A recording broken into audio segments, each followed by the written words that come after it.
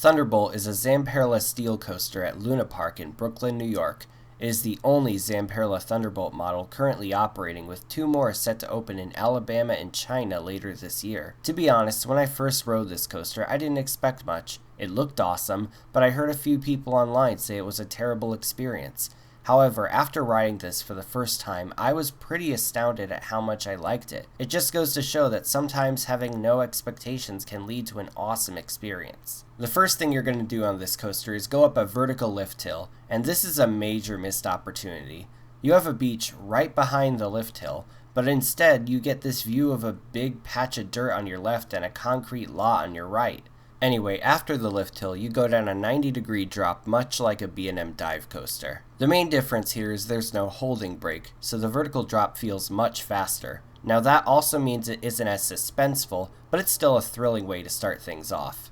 After the excellent first drop, you'll notice that this isn't the smoothest coaster out there. It certainly has a rattle to it, but since the restraints are basically lap bars, it is a lot more tolerable. Speaking of which, something I hear very often is that the restraints on this ride are absolute thigh crushers, and I could certainly see why some people feel that way. Thunderbolt's hard plastic and metal restraints really press down on your thighs, but for me, I wasn't really bothered by them. They aren't the most comfortable restraints in the world, and they do get in the way of the ride's airtime a bit, but I found them to be quite tolerable overall, and it didn't take away from how cool I thought this ride was. So after the first drop, you'll go into a classic vertical loop, which really gets things off to a good start. It's a fun inversion, and it looks awesome paired with that vertical drop. Then you're going to hit 2 more inversions, a 0G roll and an Immelman, and by this point I was bracing myself for the roughest parts of the ride. But surprisingly, it was pretty smooth for the most part. Again, it isn't the smoothest track out there, but I still found these inversions to be very fun.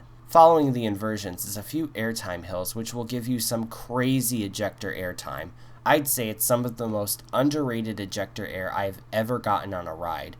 You just get flung up out of your seat and it's an absolute blast. Finally, you'll hit a corkscrew and 1 more airtime hill before the ride is over. And for a coaster that is pretty short and compact, this ride sure does pack a lot in. It has 4 inversions, some airtime, and an awesome drop. It's like there's a little bit of everything to this ride. Of course, while its restraints and somewhat shaky track are drawbacks, I'd say Thunderbolt is one of the most underrated coasters I've ever ridden. It sure is a better coaster at Luna Park than Soarin' Eagle, don't even get me started on that one. So for a final rating, I'm going to give Thunderbolt a 7.5 out of 10.